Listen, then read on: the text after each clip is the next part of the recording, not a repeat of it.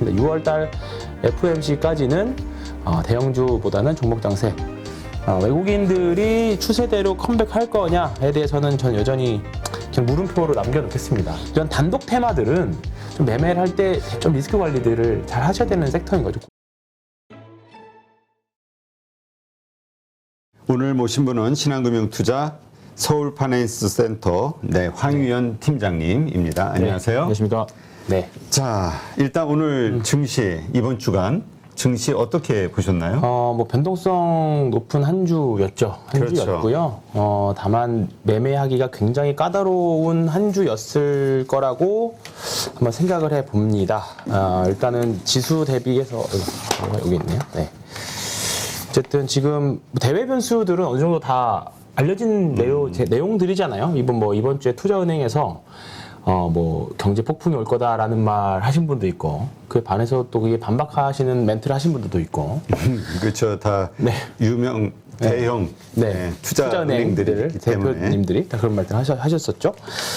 그럼에도 불구하고 주식시장은 또 제 갈 길을 다 가는 모습들입니다. 일단은 지금 시장에서는 다 이미 어느 정도 노출됐잖아요. 아마 출연하시는 분들이나 지금 주식 투자하시는 분들이나 다 이제 지루하실 거예요. 진짜로 시장의 방향성도 크게 없고, 소위 말하는 테마주들만 움직이고, 대형주들도 조금 오르는 것 같더니만 또 빠지고, 또 빠지는 것 같더니만 또 오르고. 그러니까 현금을 갖고 있어도 대응하기 어렵고, 주식을 100% 갖고 있어도 대응하기 어렵고, 그렇다 보니까 지금 선뜻 뭔가 매매하기가 굉장히 좀 어려운 시장인데, 그 부분들이 다 모든 게 녹아져 있는 게 다 거래 대금이라고 봅니다. 특히 이번 주하고 특히 오늘을 보면, 자, 종합을 좀 볼까요? 오늘 보면 거래 대금이 7조 4천억 나왔거든요. 좀 작아서 안 보일 수도 있긴 한데, 여기 7조 4천억 정도 나왔거든요. 코스피 거래 대금이 굉장히 적은 거예요. 8조 이하가 사실 몇 번 없었어요. 최근 1년 동안. 근데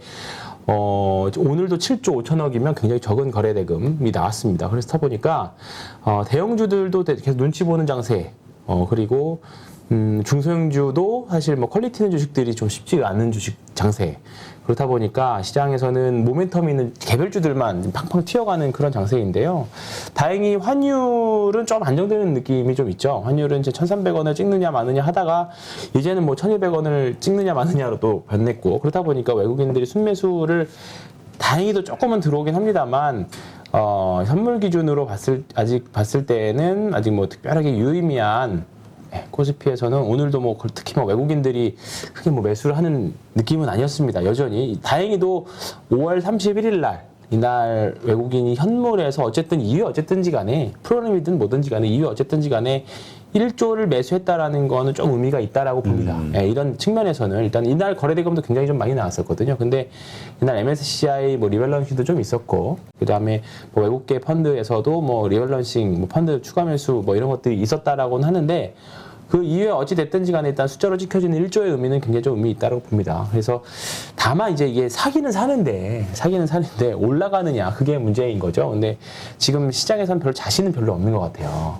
외부 변수도 여전히 있고, 전쟁이 생각보다 계속 늦어지고 있고, 뭐 물가 같은 경우에는 한국도 한국이지만 뭐 유럽에 있는 국가들, 뭐 터키도 그렇고 인도도 그렇고 뭐 엄청 다 대부분의 국가들이 지금 물가 상승이 엄청나거든요. 이 부분들이 조금은 진정이 되어야 전반적으로 좀 뭔가 진정이 된다는 게 내려오는 게 아니라 좀 이렇게 피컷에 대한 느낌이 확실히 투자자들로 하여금 좀 인식이 돼야 하지 않겠느냐.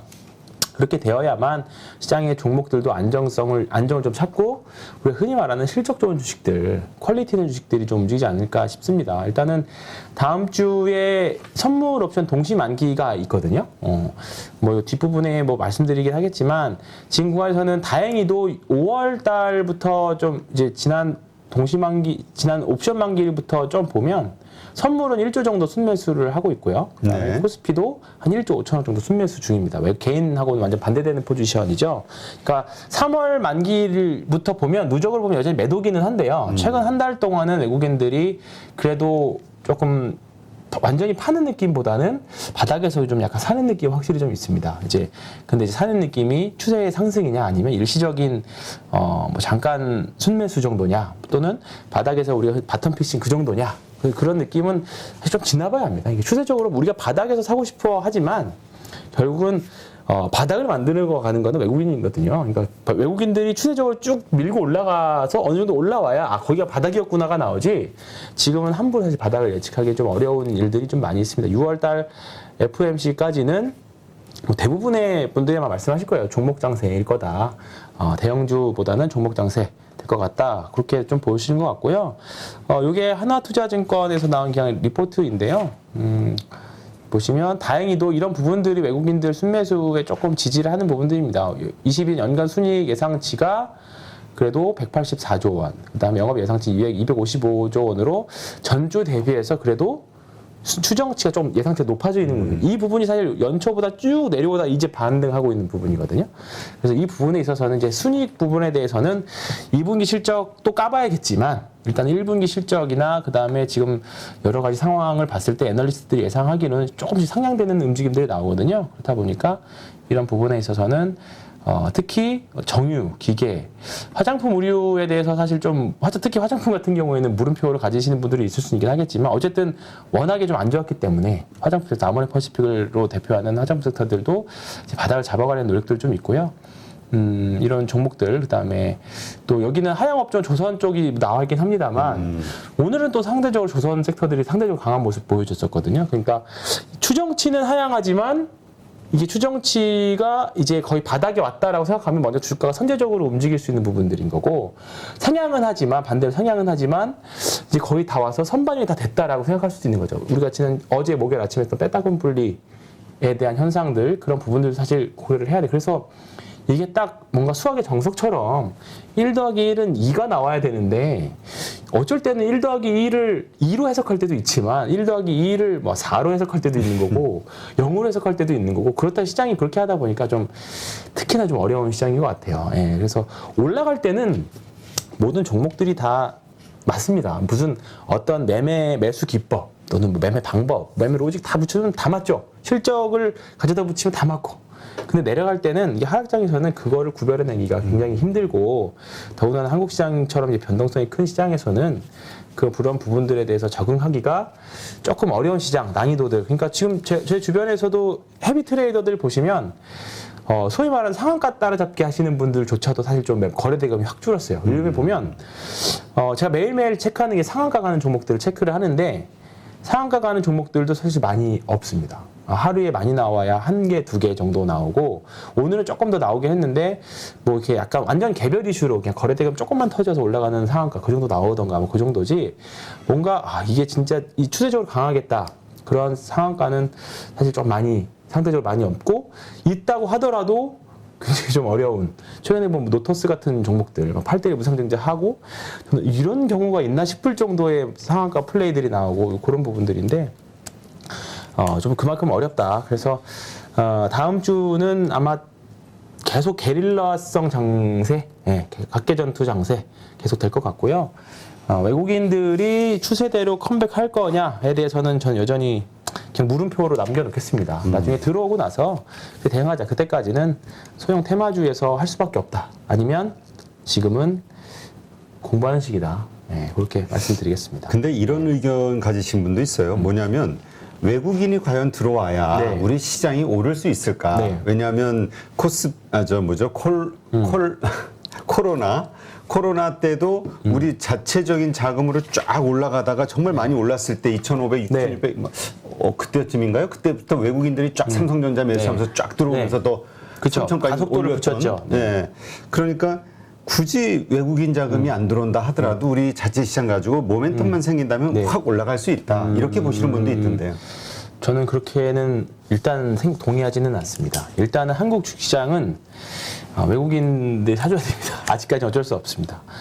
외국인 투자자들이 뭔가 추세적으로 특히 지수 관련 대형주들을 사주지 않는 이상은 지수 플레이 하기가 쉽지 않은 구간이라고 보고요.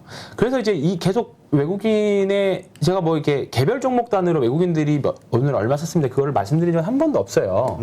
왜냐하면 이게 투자자별 매매 동향, 뭐 종목별 매매 동향 보면서 이 종목 뭐 외국인들이 11연속 순매수 막 이렇다고 해서 그게 사실 유의미한 성과를 도출해내는 경우를 별로 못 봤거든요. 그러니까 확인하는 거는 좋은데 외국인들이 11연속 샀으니까 주가가 앞으로 오르겠지라고 생각하기에는 희한하게 그런 식으로 이게 뭐 수급 매매라고 연동 지음할 수는 있긴 한데 단타 정도는 가능하기는 한데요.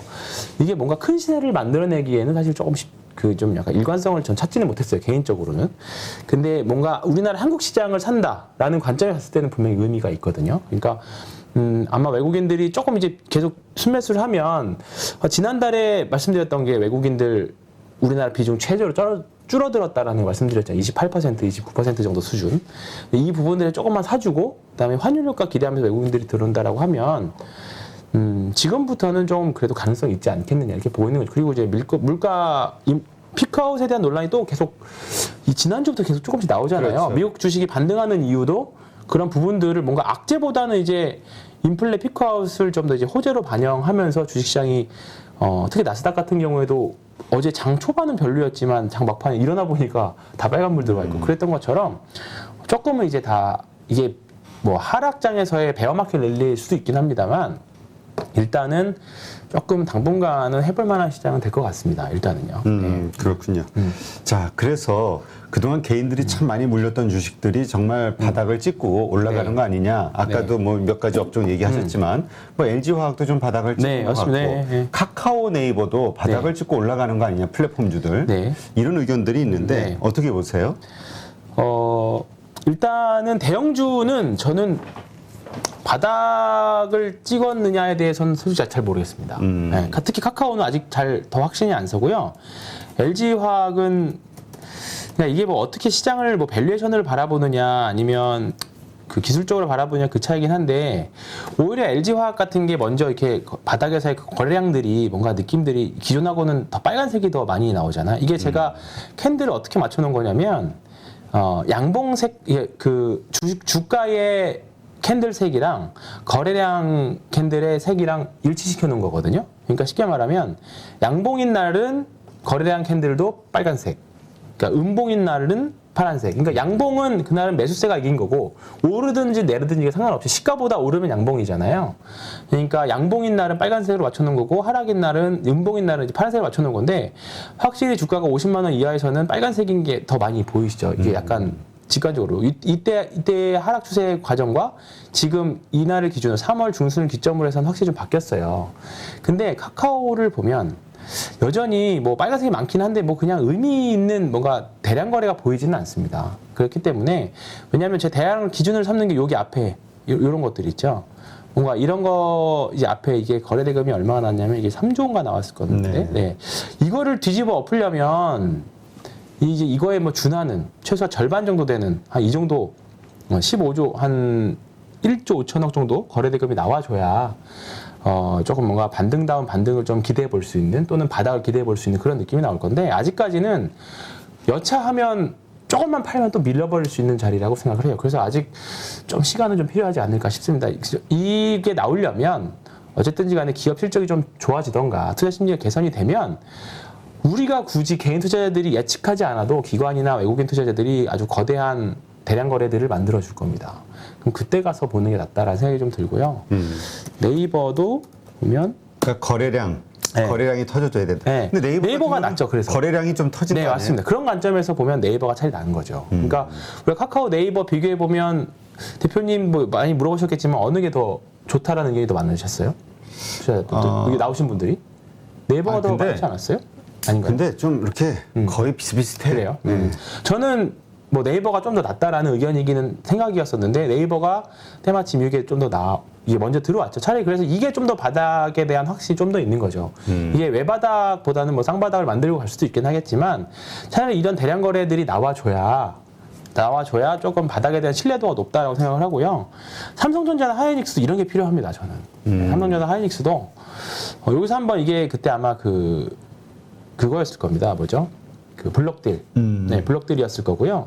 그리고 나서 이제 여기 한번 나왔었고, 이제 음봉이 또 나오긴 했습니다만, 뭔가 이제 바닥에서의 거래량들이 좀 늘어나고 있거든요. 네, 여기서 한 번 정도 양봉으로 한 번 정도 나와주면, 삼성전자가 조금 더 빨리 움직일 수 있는 그림은 나올 수 있을 것 같고, 하이닉스가 사실 이런 게 좀 아직은 좀 덜하죠. 네, 하이닉스가 여기서 대량 거래 음봉이 좀 나오긴 했습니다만, 이미 많이 내려온 상태에서의 음봉이기 때문에, 이렇게 음봉이 세게 나와버리면 투매도 같이 섞여서 나오거든요. 고점에서의 대량거래 음봉은 물량이 빠지는 음봉이지만 일정 부분 내려온 상태에서의 음봉은 그때 주가 위치나 실적 이런 거를 다 같이 종합적으로 고려해 봤을 때 손바뀜의 개념도 같이 포함을 하고 있습니다. 이걸 해석하기가 사실 좀 굉장히 어려워요. 이게 특히나 이런 대형주들은 우리나라 경기까지도 다 산업에 대한 전망치까지도 다 반영을 하는 거기 때문에 근데 아직은 조금 시간은 좀 필요하다. 사실 지금 이제 삼성전자가 좀 더 나은 그림인데 뭐 하나 사실 확신은 없어요. 네, 차라리 LG화학 이런 게 낫죠. 차라리 LG화학이 좀 더 바닥에 가까워졌다는 느낌이 들고 그러니까 LG화학이 요새 분위기가 좋아요. 네, 그런 관점에서 현대모비스가 이게 더 확실하게 이런 게 나왔죠. 현대모비스 보면 여기 보시면 이게 보이죠. 네, 이런 거 이런 게 나와줘야 차라리 바닥에 대한 신뢰도가 훨씬 더 높다라고 생각을 합니다. 그래서 뭐 이거는 뭐 밸류에이션을 뭐 실적 좋고 올라갈 주식이라고 보기는 합니다만 우리가 바닥에서 이게 사실 현대모비스가 20만 원에서 사서 운 좋게 지금 뭐 21만 5천 원, 22만 원 언저리까지 반등이 나올 수도 있지만 그냥 줄줄줄 흘러서 19만 원, 18만 원까지 내려갈 수도 있는 거예요. 그거는 우리가 맞출 수가 없는 거고요.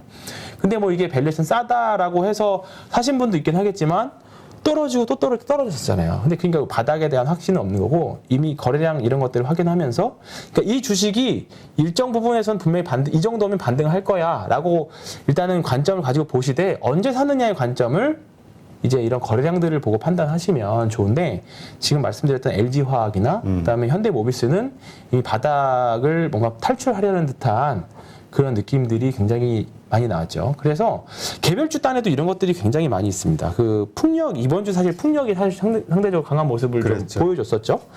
그 중에 제가 유니슨이라고 하는 종목 이번 주에 이제 중국 기업 이런 기업들 보시면 이런 것들이 정말로 이제 완전 개별주입니다. 3,200억 정도 되는데 이런 것들이 바닥에서 거의 거래대금이 500억 정도 터지는 거래대금들이 나왔었거든요. 그러니까 여기서 먼저 이제 장기 하락을 나오면서 첫 번째 거래량이 나왔고 그리고 더 횡보하면서 하다가 이제 뭐 여러 가지 어쨌든 이유 어쨌든지 간에 뉴스 동반하면서 거래대금이 나왔으니까 이런 종목들이 보면 1년 반을 거의 쉬었어요. 1년 반을 쉬었기 때문에 뭐 전고점이었던 뭐 7,500원까지는 몰라도 이게 하락의 절반의 뭐 되돌림 정도까지는 충분히 가능할 수 있는 영역들을 진입하고 있는 거죠. 근데 이게 단독 테마로 유니슨만 움직였냐? 풍력이 움직였냐? 그게 아니잖아요. 그렇죠. 그러니까 이게 섹터의 주도를 형성하려면 단독 테마는 사실 조금 대박도 대박일 수 있지만 위험할 수 있거든요. 왜냐하면 그게 꺾어 부러져 버리면 그냥 완전 시장에서 소에 잊혀져 버리면 완전 끝나버릴 수도 있어요.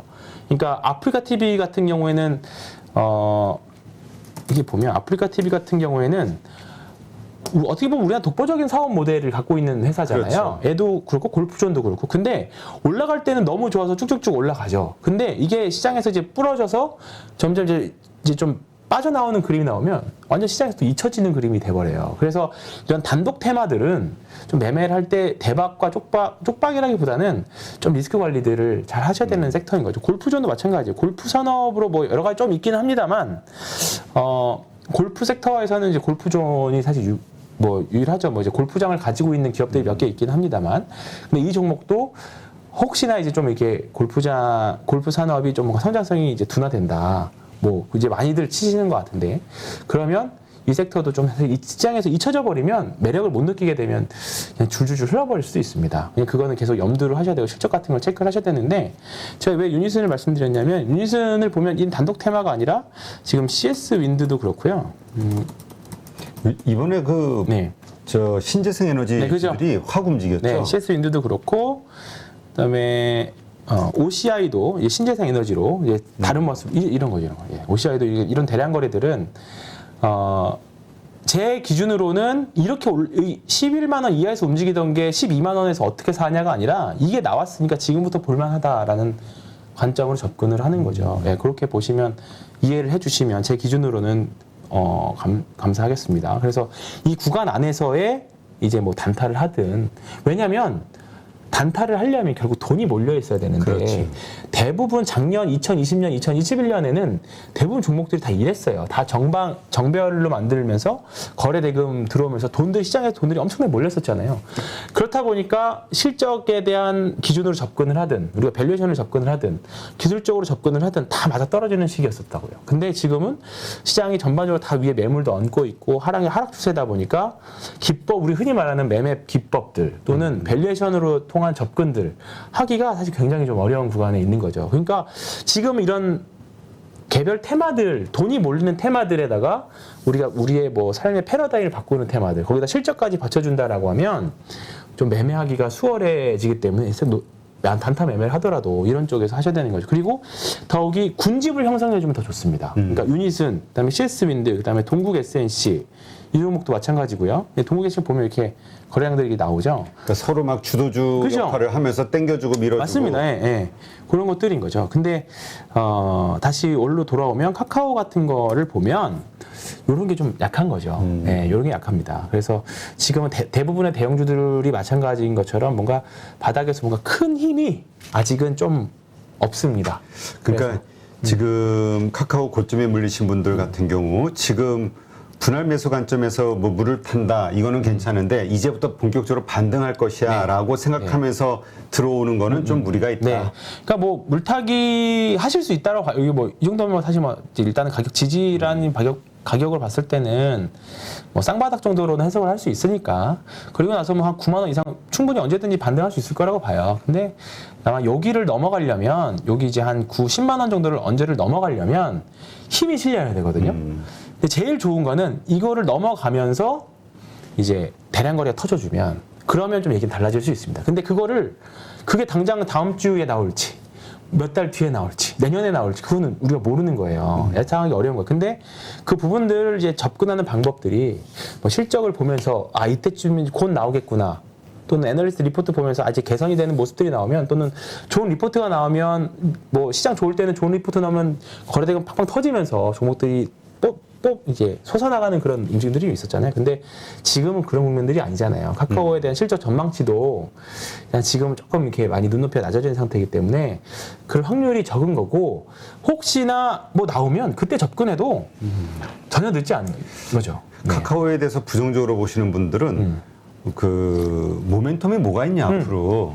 그러니까 지금 네. 그러니까 자회사들 네, 상장을 상장하고, 시키기 전에 그 시총 아무리 제일 네. 좋았던 시총 뭐 70조 80조 생각해보고 지금 상장한 주식들하고 전부 합쳐보면 혹시 70조 80조 그러니까 의미가 없대요. 싼 게 아니다 지금. 네, 싼 게 아니다. 예, 이렇게 네. 이야기하시는 그렇죠. 분도 있어요. 그러니까 그거를 이제 그런 부분들은 되게 사실 어려운 과정이에요. 어떻게 해석하느냐의 과정과 그렇지. 우리가 PR을 얼마나 높여주느냐의 과정이나 뭐 시장 환경이나 여러 가지 다 이제 그런 것들을 다 생각을 해야 되는데 사실 그게 굉장히 좀 주관적일 수 있잖아요. 이 회사를 카카오를 누구는 뭐 시가총액 80조 가야 되는 회사다라고 보는 분도 있고 누구는 지금 시가총액 38조도 비싸다고 보는 분들도 있는 거잖아요. 근데 그런 부분들에 대한 해답을 저는 명확하게 찾으려면 그냥 거래량을 찾는다는 거죠. 네.